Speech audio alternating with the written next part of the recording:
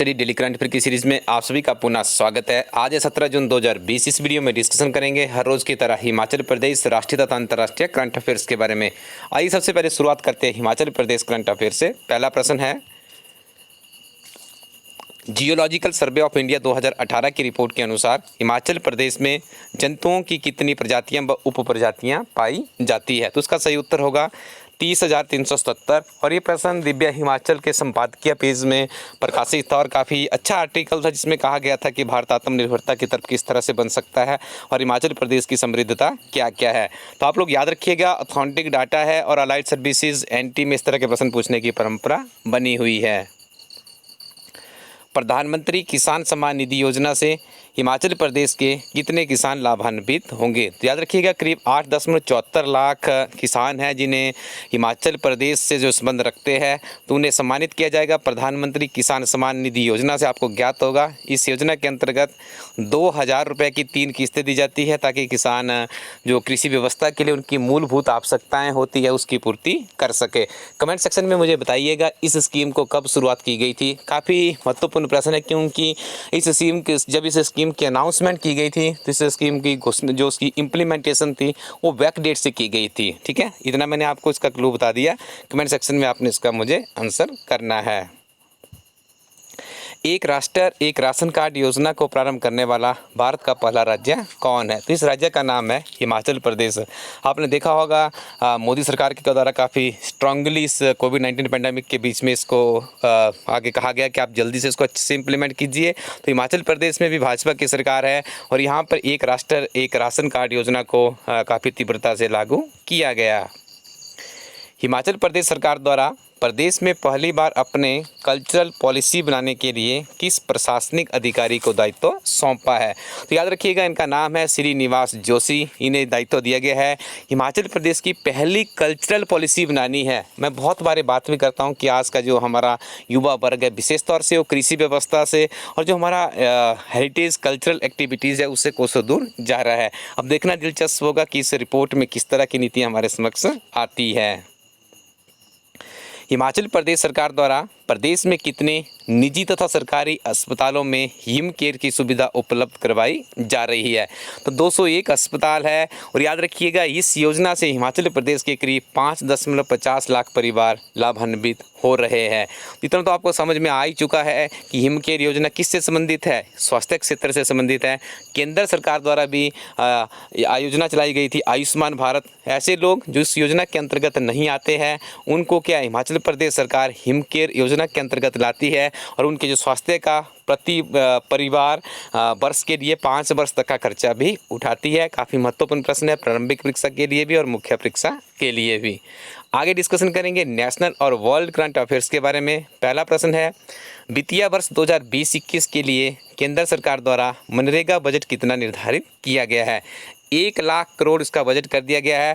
पहले तो इसका अमाउंट कम था, लेकिन कोविड-19 पैंडेमिक के बीच में सरकार को लगा कि मनरेगा ही एक ऐसी स्कीम है जिसके माध्यम से ग्रामीण क्षेत्रों का उत्थान किया जा सकता है। ग्रामीण क्षेत्रों का यदि उत्थान हो गया और हमारी कृषि व्यवस्था उसी अपने पुनः पैटर्न पे लौट आई, तो जो भारत कृषि प्रधान देश है उसकी जो रीढ़ की हड्डी है, जो उसकी आत्मा है, वो किसान ही है। ठीक है, तो यहाँ से कुछ अच्छे सकारात्मक आत्मनिर्भरता की तरफ कदम देखने को मिल सकते हैं। अगला प्रश्न है, असम की बागजान में हुए विस्फोट की घटना के लिए पेट्रोलियम और प्राकृतिक गैस मंत्रालय द्वारा 3 स्तरीय उच्च समिति का गठन किया। इस समिति में सम्मिलित व्यक्तियों के नाम बताओ। तो इसमें सम्मिलित किया गया है SC एलदास को, BC बोरा और TK Sengupta. This is very important question. देखिए, जो बागजान जगह है असम में, वहाँ पे एक विस्फोट हुआ था, तो उसके लिए देखिए पेट्रोलियम और प्राकृतिक गैस मंत्रालय द्वारा 3 सदस्यीय कमेटी को गठित करने का निर्णय भी लिया गया है। भारत के किस राज्य में सबसे ज़्यादा पुरातात्विक स्थल है? तो इस राज्य का नाम है उत्तर प्रदेश। और याद रखिए, सबसे पॉपुलेटेड जो हमारी स्टेट है वो भी उत्तर प्रदेश है। भारतीय जनता पार्टी की यहाँ पे सरकार है। योगी आदित्यनाथ जी यहाँ के मुख्यमंत्री है और उत्तर प्रदेश की राजधानी लखनऊ है। ये प्रश्न तो आपके दिमाग में बैठ ही गए होंगे। अमर उजाला समाचार पत्र में एक ग्राफ आता है, काफ़ी बेहतरीन जानकारी उसमें मिलती है। हमारी कोशिश रहती है कि एक ऑथेंटिक समाचार पत्र से इन्फॉर्मेशन लाई जाए। एक प्रश्न और याद रखिएगा, भारतीय पुरातत्व सर्वेक्षण की स्थापना वर्ष 1861 में हुई थी। All these questions are very important. Next one is Bharat की सबसे बड़ी दूध सहकारी संस्था कौन सी है? तो इसका नाम है Gujarat cooperative milk marketing federation, जिसे आप अमूल के नाम से भी अक्सर जानते हैं। पहले भी ये प्रश्न कई बार पूछा जा चुका है। This is also very important. देखिए, आपको बता दूं ये आजकल सुर्खियों में क्यों थी। जो ये पैंडेमिक चला हुआ है, इसके बीच में भी इन्होंने कहा है कि हमारे साथ में करोड़ों के हिसाब से किसान जुड़े हुए हैं जिनसे हम लोग दूध लेते हैं। और इन्होंने कहा कि हमारा इस जो पैंडेमिक का ये पीरियड चला हुआ उसमें भी इनका उत्पादन बढ़ा है। ये काफ़ी अच्छी बात है, क्योंकि आपको ज्ञात होगा अर्थव्यवस्था को मेंटेन करने के लिए इस तरह के उद्यमियों के प्रयास ही काफ़ी ज़्यादा आगे लेकर जाएंगे हमारे भारत को। हैरियर ब्रांड की गाड़ी किस कंपनी की है? तो इस कंपनी का नाम है टाटा मोटर्स। और इसमें बात करें विशेष तौर पे नायब तहसीलदार की परीक्षा में एक प्रश्न गाड़ियों की ब्रांडिंग से संबंधित कभी कभार एचएस में भी पूछने की परंपरा बनी हुई है। विश्व बुजुर्ग दुर्व्यवहार जागरूकता दिवस कब बनाया जाता है? तो इसे बनाया जाता है 15 जून को। और याद रखिए, इस दिवस को बनाने की जो शुरुआत की गई थी वर्ष 2012 से हुई थी। और आपको मैं एक चीज़ और बता दूं कि आजकल जो परीक्षाओं में जो साधारण से जैसे पर्यावरण दिवस कब मनाया जाता है, स्वतंत्रता दिवस कब मनाया जाता है, अहिंसा दिवस कब मनाया जाता है, इस तरह के प्रश्न नहीं पूछे जाते। जो इस तरह के यूनिक प्रश्न होते हैं उनमें बहुत ज़्यादा ट्रेंड देखने को मिल रहा है। तो इस तरह के प्रश्नों के ऊपर आप ज़्यादा ध्यान दीजिएगा। विश्व पवन दिवस कब मनाया जाता है? तो याद रखिएगा, विश्व पवन दिवस भी 15 जून को ही मनाया जाता है।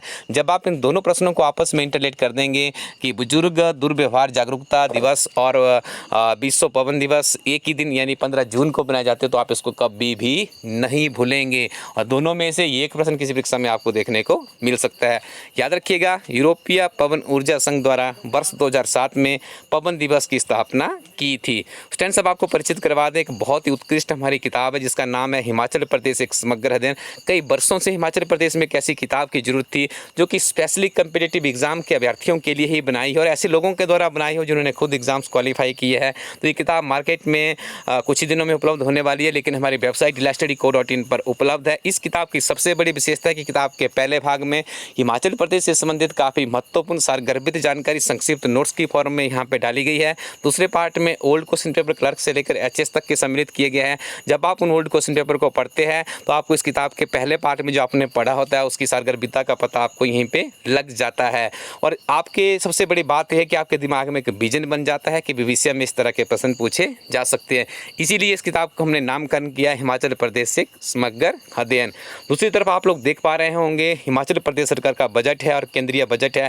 This is also very important book है, हार्ड कॉपी की फॉर्म में वेबसाइट पर उपलब्ध है हमारी ये। इसमें देखिए हमने क्या किया है, वर्ष 2020-21 और 19-20 का बजट ले लिया है, क्योंकि इस बार हमारे दिमाग में भी एक चीज़ घूम रही थी कि हो सकता है पिछले बजट से कहीं प्रश्न ना पूछ लिया जाए, क्योंकि एचएस की परीक्षा की डेट पहले भी निर्धारित हो चुकी थी। पता नहीं उसका पेपर पहले सेट हुआ है या नहीं हुआ है, तो हम लोग रिस्क नहीं ले सकते क्योंकि एक नंबर से आपकी मेरिट इसमें बनती है। तो हमने इस किताब में क्या किया है, वर्ष 2020-21 का और 19-20 के दोनों बजटों के नोट्स बना के जितने भी महत्वपूर्ण तथ्य थे वहाँ पे सम्मिलित कर दिया गया है। इसी तरह से हिमाचल प्रदेश सरकार का जो आर्थिक सर्वेक्षण था 19-20 और 18-19 का, उसको भी डाल दिया गया है। साथ में इस बार एक नवीन पहल की गई है, केंद्र सरकार का जो 20-21 का बजट है और आर्थिक सर्वेक्षण 2019 और 20 है, क्योंकि ऐसे टाइम पे आया है कि उससे पहले एचएस के पेपर के सेट होने की संभावनाएं बहुत ही कम हमें दिखती थी।